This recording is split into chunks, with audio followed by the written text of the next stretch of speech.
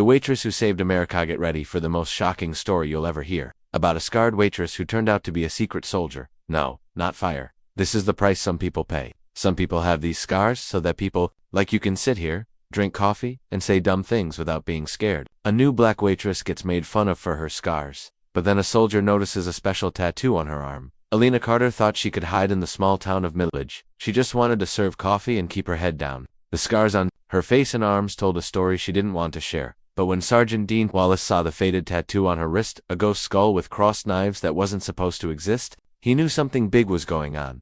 The quiet waitress wasn't running from a mean boyfriend. She was running from Ghost Company, the most secret army unit in history, and the secrets that could destroy everyone. The bell above Murphy's diner door rang as Alina Carter cleaned the same table for the third time. She moved very carefully, even though her scarred hands were shaken. At 32 years old, she acted like someone who had seen too much bad stuff. She made customers feel weird because her eyes always looked for ways to escape. She jumped when loud noises happened. She always sat with her back against the wall. You couldn't hide the scars completely. They went in zigzag lines across the left side of her face, down her neck, and along both arms. Burn marks, cuts from explosions, and surgery scars that showed. She had been through terrible things most people couldn't even imagine. The regular customers at Murphy's had their own ideas about what happened. Maybe a mean boyfriend, maybe a car crash, maybe a house fire. Alina let them guess. The real truth was classified at levels that didn't officially exist. She had been in Millage for 6 weeks. Long enough to have a daily routine, but not long enough to feel safe. The small Georgia town was exactly what she was looking for. Far away from everything, forgotten. The kind of place where a woman with fake papers and a scary past could blend in and disappear. She rented a room above the hardware store, worked double shifts at the diner, and didn't talk to anyone unless she absolutely had to. The morning crowd was normal for a Tuesday. Farmers getting coffee before sunrise, truck drivers stretching their legs, and some old retired people who treated the diner like their personal meeting place. Alina moved between tables like a ghost, filling up coffee cups and taking orders. She had to listen to the whispered comments that followed her everywhere. Poor thing, she heard Mrs. Henderson say to her friend, "I wonder what happened to her face." "Probably drugs," came the reply. "You can always tell." Alina's jaw got tight, but she kept working. She had heard much worse things and learned that fighting back only made things harder. It was better to stay invisible. Just another hurt woman trying to rebuild her life in a place that didn't ask too many questions. The bell rang again and Alina looked up to see a man in his 40s coming into the diner. He wore an old Marine shirt and moved like someone who had been in wars. His eyes looked around the room like a soldier before he sat in an empty booth near the window. Sergeant Dean Wallace, according to the name on the credit card he used during his other visits. Alina had served him coffee twice before. She noticed how he watched people, how he automatically sat where he could leave quickly, and the small Marine tattoo on his arm that marked him as a fellow soldier she could never talk to about it. Alina walked up to Wallace's table with the coffee pot. She moved carefully and professionally. She had learned to read people quickly, who might cause trouble, who might ask questions, who might recognize something in her that she couldn't let them see. "Coffee?" she asked, her voice barely louder. "Been a whisper." Wallace looked up and Alina saw his eyes quickly look at her scars before meeting her gaze with the respectful directness of someone who understood that wounds told stories. "Please, Black." As Alina poured, Wallace studied her with the attention of someone trained to notice details. Her posture, the way she held the coffee pot, the automatic soldier awareness that marked her movements all showed military training that went way beyond basic service. "You're new in town," Wallace said. Not quite a question. "Few weeks," Alina replied, already turning to leave. "Alina, right? I'm Dean Wallace." She nodded without giving her last name, a habit that Wallace noticed with interest. In his experience, people who avoided giving full names usually had good reasons. As Alina moved to other tables, Wallace watched her work. There was something about her that bothered him. The way she moved, the scars, the careful way she avoided long conversations. He had seen that combination before in veterans who had been through hell and were still running from it. The morning rush got busier and Alina found herself dealing with the usual mix of customers. Most were polite enough, but there were always a few who seemed to enjoy making her uncomfortable. "Hey, Scarface," called out Tommy Briggs, a local car mechanic, who thought his mean jokes made him popular. "You dropped that coffee pot in a fire or something?" His friends laughed. The sound was sharp and cruel in the morning air. Alina kept her face neutral, but Wallace saw her hands get tighter on the coffee pot. "Maybe she was in one of them wars," another voice added. "You know how they let women fight now? Probably couldn't handle it." Alina's face went pale, but she kept working. Wallace felt anger building in his chest, not just at the cruelty, but at the casual dismissal of what might be real service and sacrifice. "Tommy," Wallace said, his voice carrying the authority of someone used to being obeyed, "why don't you shut your mouth and show some respect?" Tommy turned, ready to argue. but something in Wallace's face made him think twice. The Marine had the look of someone who had done violence and wouldn't hesitate to do it again. Just having some fun, Wallace? No harm meant. Find a different kind of fun. The exchange got attention from other customers, but it also gave Alina a moment to calm down. She caught Wallace's eye and nodded slightly. Not gratitude exactly, but recognition of his help. As the morning went on, Wallace found himself watching Alina more closely. The way she moved between tables, the automatic way she looked for threats, the careful positioning that kept her back protected, it all showed training that went beyond civilian experience. It was when Alina reached across a table to clear dishes that Wallace saw a small tattoo on her inner wrist, partially hidden by her sleeve. Just a glimpse, but enough to make his blood run cold. A skull with crossed knives? Ghost Company. Wallace had heard rumors about Ghost Company in military circles. Whispered stories of a unit that didn't officially exist, that did operations so secret that even knowing about them was treason. The kind of unit that left no paper trail, no official records, no survivors who could tell their stories. If Alina Carter had been Ghost Company, then she wasn't just a veteran trying to rebuild her life. She was someone who had been involved in operations that governments would kill to keep secret. And if she was here in this small town, hiding behind a fake name and a waitress uniform, then she was running from something far more dangerous than a mean boyfriend or a troubled past. Wallace made a decision that would change both their lives. He needed to know the truth about Alina Carter, and he needed to know it soon. That evening, Wallace waited in the diner's parking lot until Alina's shift ended. He watched her come out of the back door, moving with the careful awareness of someone who expected trouble. When she saw him leaning against his truck, her entire body tensed. "We need to talk," Wallace said quietly. Alina's hand moved automatically toward her purse, where Wallace suspected she kept a weapon. About what? About Ghost Company. The words hit Alina like a physical punch. For a moment, her carefully kept composure cracked, showing the fear and pain she had been hiding. Then the mask slipped back into place, but it was too late. Wallace had seen the truth. "I don't know what you're talking about," Alina said, but her voice didn't sound convincing. "The tattoo on your wrist. Skull and crossed knives. I've heard the stories." Alina looked around the empty parking lot, calculating distances to her car, to the street, to anywhere that might offer escape. "You don't understand what you're getting into." "Then explain it to me." For a long moment, they stared at each other. Across the space between them, Alina saw a Marine who had served his country and might understand the weight of classified service. Wallace saw a soldier who had been through hell and was still fighting battles she couldn't share. "Not here," Alina said finally. Too exposed. They drove separately to a 24-hour truck stop outside town, finding a booth in the back where they could talk without being heard. Alina ordered coffee she didn't want, while Wallace waited for her to find the words. "Ghost Company was a lie," Alina said finally. "Everything we were told, everything we believed, it was all a lie." "What kind of lie?" Alina's hands shook as she wrapped them around her coffee cup. "We were told we were doing classified operations to protect national security, getting rid of threats, gathering intelligence, stopping terrorist attacks. But we were actually doing dirty work for defense contractors and politicians, killing whistleblowers, getting rid of witnesses, covering up war crimes." Alina's voice dropped to a whisper. "We were murderers, and we didn't even know it." Wallace felt sick. He had heard rumors about black ops units being used for illegal purposes, but he had never imagined the scope of what Alina was describing. "How did you find out?" "My last mission, we were sent to eliminate a journalist in Syria who was supposedly working with terrorists. But when I got there, Alina's voice broke. She was just a kid, 23 years old, trying to expose civilian casualties from drone strikes. She had evidence that could have saved lives. "What did you do?" "I tried to stop the mission. Told my team we had been fed bad information, but my commanding officer, Colonel Barrett, ordered me to complete the objective." Alina looked up, her eyes filled with pain. "When I refused, he tried to kill me. Made it look like enemy action." Alina rolled up her sleeves, showing the full extent of her scars. "Barrett left me for dead in a bombed-out building, took my team and reported that I had been killed in action. I spent 3 months in a Syrian hospital, then another year trying to get back to the States." "Why didn't you go to the authorities?" Alina laughed bitterly. "With what proof? Ghost Company doesn't exist. Remember, no records, no documentation, no witnesses. And Barrett had already painted me as a traitor who had been working with the enemy." Wallace was beginning to understand the scope of Alina's situation. She wasn't just a veteran with PTSD, she was a whistleblower with information that could destroy careers and expose illegal operations. "So you've been running ever since?"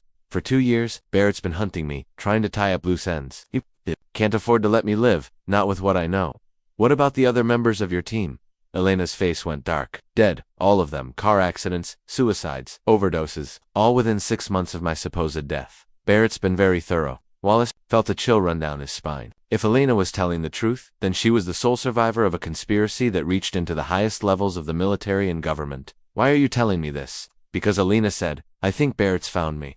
There was a man in the diner yesterday, asking questions about new employees, military bearing, expensive suit, the kind of person who doesn't belong in a place like Millage. Wallace's face got hard. What did he look like? Tall, gray hair, scar on his left hand. He showed the manager some kind of federal ID. Wallace knew that description. He had seen Colonel Barrett at military functions, knew his reputation as a decorated officer with connections throughout the defense establishment. Alina, Wallace said urgently, "If Barrett's here, then you're in immediate danger. We need to get you somewhere safe." "There is nowhere safe," Alina replied. "Barrett has resources I can't match. The only way this ends is if he's exposed or if I'm dead." Wallace made a decision that would define the rest of his life. "Then we expose him." The next morning, Alina didn't show up for her shift at Murphy's Diner. Wallace found her apartment above the hardware store empty except for signs of a fight, overturned furniture, broken glass, and drops of blood on the floor. His phone rang as he stood in the ransacked room. "Sergeant Wallace?" The voice was cultured, authoritative. "This is Colonel Barrett. I believe you've been speaking with someone. Who belongs to me? Where is she?" "Safe for the moment, but that could change very quickly depending on your cooperation." Wallace felt rage building in his chest. "What do you want?" "Miss Carter has something that belongs to the United States government. Information that she obtained illegally and has been threatening to release. I need that information recovered." "She doesn't have anything. She's been running for 2 years. Sergeant Barrett interrupted. "Don't insult my intelligence." "Alina, Carter was Ghost Company's intelligence specialist. She has access to files, recordings, and documentation that could compromise ongoing operations and endanger American lives." Wallace knew Barrett was lying, but he also knew Elena's life hung in the balance. "Where do you want to meet?" "The old grain elevator outside town. 1 hour. Come alone, and bring any materials Miss Carter may have shared with you."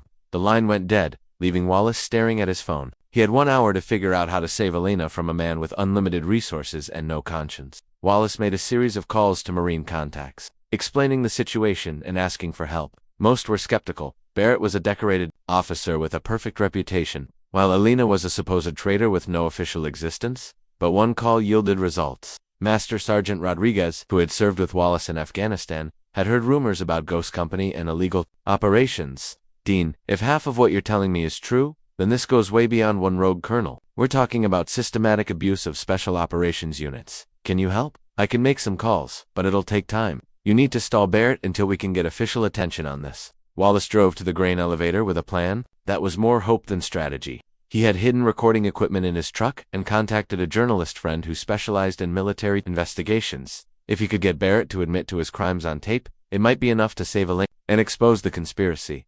The grain elevator was a rusted monument to the town's agricultural past, isolated and perfect for the kind of meeting that left no witnesses. Wallace arrived to find Barrett waiting with 2 men in civilian clothes who had the bearing of professional killers. "Sergeant Wallace," Barrett said, approaching with the confident stride of someone accustomed to command. "I'm disappointed that it's come to this.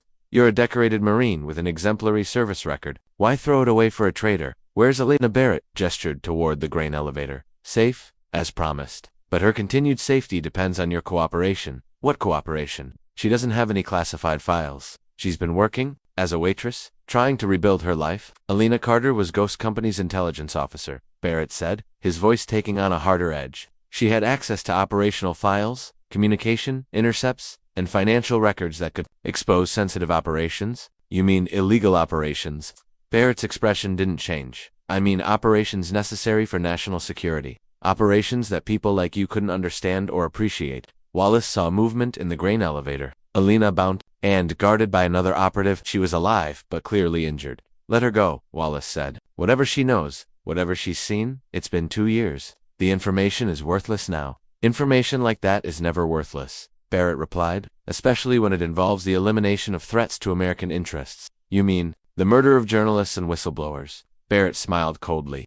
"I mean the protection of operations that have saved thousands of American lives." Elena Carter was part of a unit that eliminated terrorists, weapons dealers, and enemy agents. Her crisis of conscience doesn't change the necessity of that work. And when she refused to murder an innocent journalist, she became a security risk that needed to be eliminated. The admission was exactly what Wallace needed, but he realized Barrett had no intention of letting either of them leave alive. The colonel's hand moved toward his sidearm, and Wallace knew the conversation was over. The next few minutes would determine whether Elena's story would ever be told, or whether Barrett's conspiracy would claim to more victims. Wallace's hand moved toward his own weapon, but Barrett's men were already drawing theirs. The situation was about to turn deadly when the sound of approaching vehicles filled the air. "Expecting company, Sergeant?" Barrett asked. his voice deadly calm. Wallace smiled grimly. You could say that. 3 black SUVs roared into the grain elevator complex, disgorging federal agents and military police. Leading them was a woman in a business suit, who carried herself with unmistakable authority. Colonel Barrett, she called out.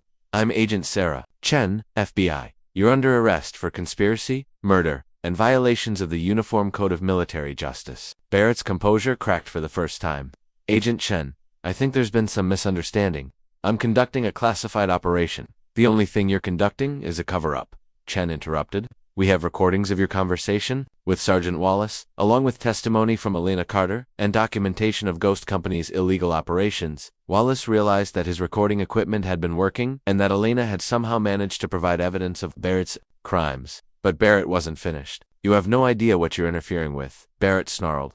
Ghost Company prevented dozens of terrorist attacks, eliminated threats that would have killed thousands of Americans. Elena Carter is a traitor who compromised those operations. Elena Carter is a whistleblower who exposed war crimes, Agent Chen replied. And you're a criminal who used classified operations to commit murder.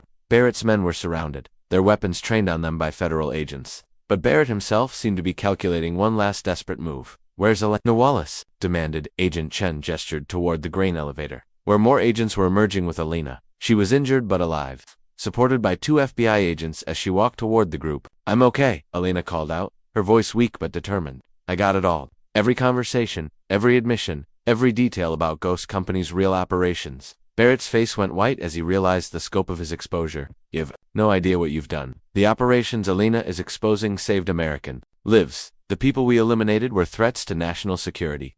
The people you eliminated, Elena said, her voice growing stronger, were journalists, whistleblowers, and witnesses to war crimes. You turned Ghost Company into your personal assassination squad, and you were part of it, Barrett shouted. You carried out those missions willingly until your conscience got in the way. You're as guilty as anyone. Elena nodded, tears streaming down her scarred face. You're right, I was part of it. I believed the lies, followed the orders, and participated in operations that I thought were protecting America. But when I learned the truth, I tried to stop it. She looked around at the assembled agents and officers. I'm not asking for forgiveness or immunity. I'm asking for justice for the people we killed, for the soldiers who died believing they were serving their country, for everyone who was betrayed by this conspiracy. Agent Chen stepped forward. Elena, your cooperation has been invaluable in exposing this conspiracy. While you'll need to face consequences for your actions, your willingness to come forward has prevented further crimes and saved lives. Barrett made his move then, lunging for Elena with a knife he had concealed, but Wallace was ready, tackling the colonel and sending them both crashing to the ground.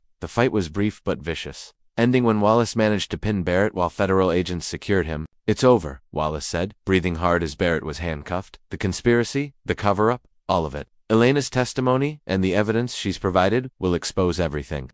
As Barrett was led away, he turned back to Elena with hatred in his eyes. You think this ends anything? There are others. Operations you know nothing about. People who will make sure you pay for this betrayal. Maybe, Elena replied, but at least the truth is finally coming out. Agent Chen approached Elena and Wallace as the scene was secured. We're going to need extensive debriefings from both of you. This conspiracy reaches into multiple agencies and departments. It's going to take time to unravel everything. What happens to Elena? Wallace asked. That depends on several factors, Chen replied. Her cooperation, the extent of her involvement, and her willingness to testify against others involved in the conspiracy. But I can tell you that the Justice Department is more interested in the people who created and directed Ghost Company than in the soldiers who were manipulated into carrying out illegal orders. Elena looked at Wallace with gratitude and something that might have been hope.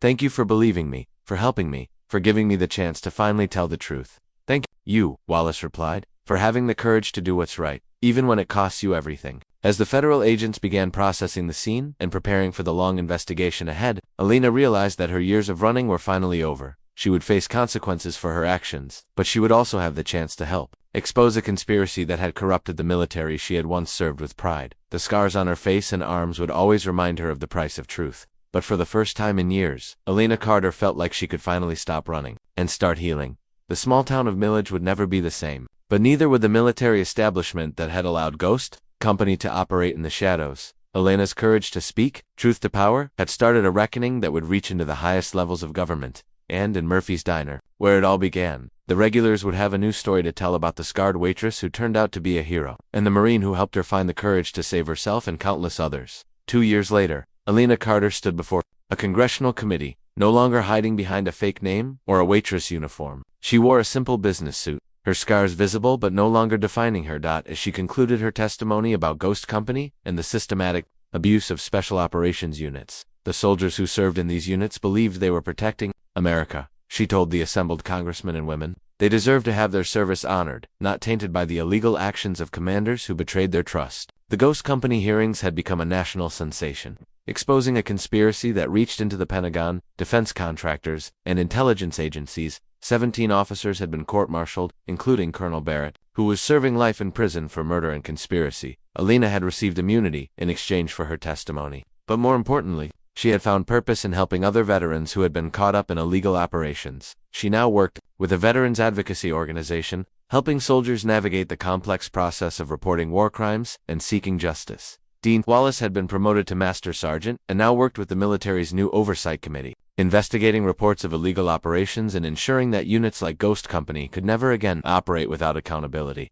Murphy's Diner had become something of a pilgrimage site for veterans and their families. Drawn by the story of the waitress who had exposed one of the military's darkest secrets, the owner had hung a plaque near Elena's old station. In honor of those who speak truth to power, Alina returned to Millage regularly, not as a fugitive, but as a hero. The townspeople who had once whispered about her scars now understood their true meaning.